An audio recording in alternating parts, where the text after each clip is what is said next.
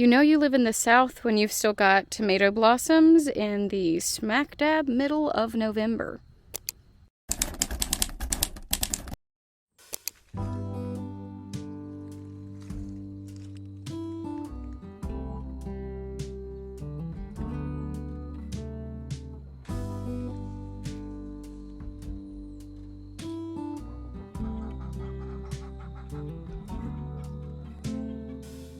The garden is absolutely wild right now. She is overgrown, she is unruly, she is beautiful and full of life.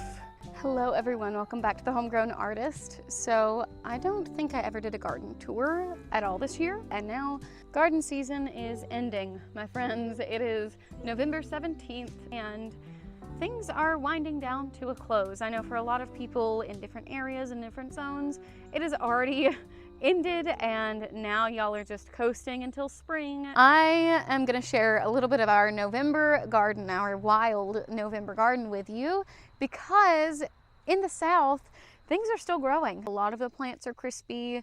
A lot of our tomato plants are crispy, brown, dead sticks. My main goal today in the light of the November evening sun at the hour of 4:30, I'm gonna gather some of these peppers so that we can work on them in our newly renovated kitchen, which I will show you probably at some point soon. A little way through August or October, we kind of just stopped worrying about weeds and let her go.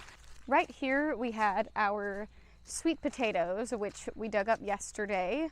And we got some of the biggest sweet potatoes I've ever seen in my lifetime. There were some that were bigger than my head, which was insane. I've never seen a sweet potato from our soil grow that big.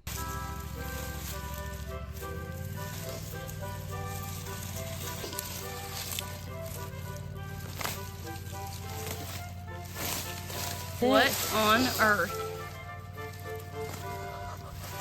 It's a purple sweet potato. That is huge. It was the only one I brought out here, and I just stuck it in the ground. But we have beans and still blossoms on our beans. They're still growing. So we have some that have dried really beautifully. We always leave some to dry on the vine so that we can have dried beans to store for later, but there are still some beautiful little blossoms on here that are growing, as well as our lima beans over here, which are still prolific and blooming. Hi, really quickly, this is editing Michaela.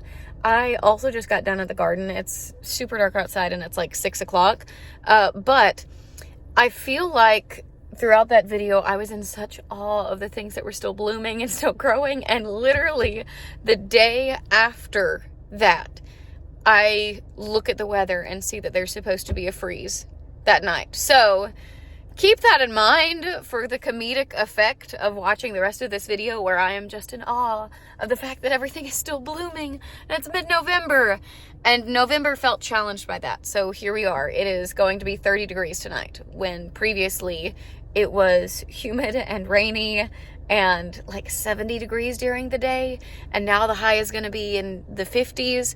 Listen, Alabama weather is no joke, so take that into consideration as you watch the rest of this. Oh my goodness, ow. Maybe the real friends were the kookaburras we picked up along the way. Flowers that are about to bloom.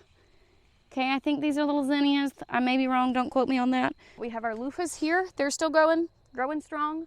We have some eggplants down right here. We have our tomato field. So all of my life, we have used tomato cages. We've used cattle panels, something to make the tomatoes go up rather than out. But this year, we did that with some of them. Some of our more important ones that we wanted to ensure the proper growth of. But we were just curious what would happen if we stuck our tomatoes in the ground and let them go. And now they are just this beautiful meadow of tomatoes. These we're a little bit more careful with washing before we eat because they are down and about. They have so many blossoms on them still.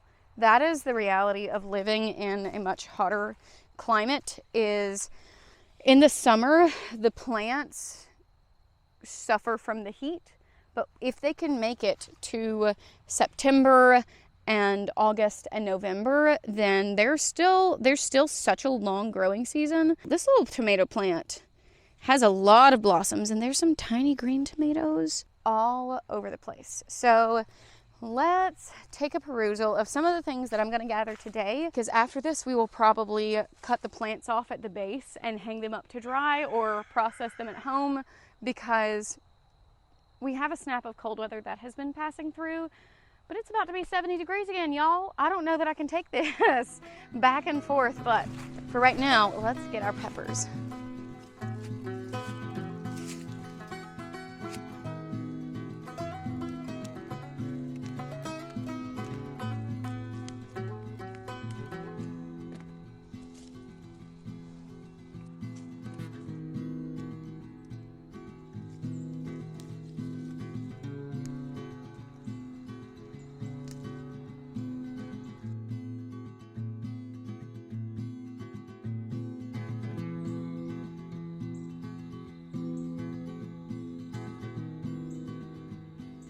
Over there are my jalapeno peppers, and they are all the way across the garden from my other peppers. These are my non-jalapeno peppers, spicy, some bell peppers. I kept them so separated because my sister is allergic to jalapeno peppers, and I didn't want to risk any cross-contamination or risk her getting a pepper that she should not have been eating.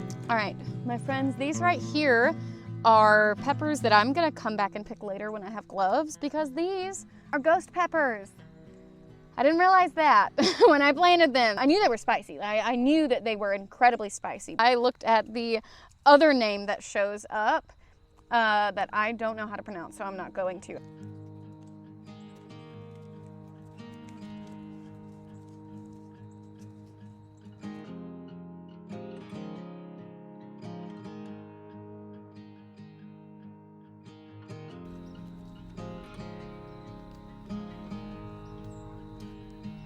The year has flown by so quickly.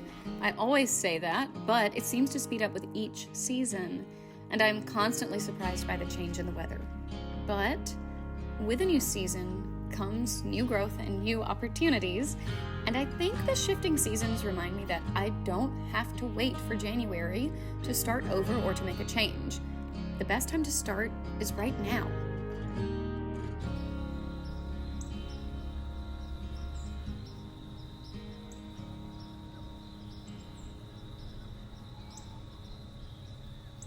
This is going to be enough for quite a few batches of hot honey, and then we're going to get the rest of the plants to pickle and process however else we want to. That is really all for today, because the sun is set so early now that my light is fading quickly, and I want to get these back to the house so I can put them in some honey. But thank you so much for watching. I hope you have a wonderful November, and depending on when you're seeing this, a happy Thanksgiving, happy early Thanksgiving, and I will see you in the next video. Bye-bye.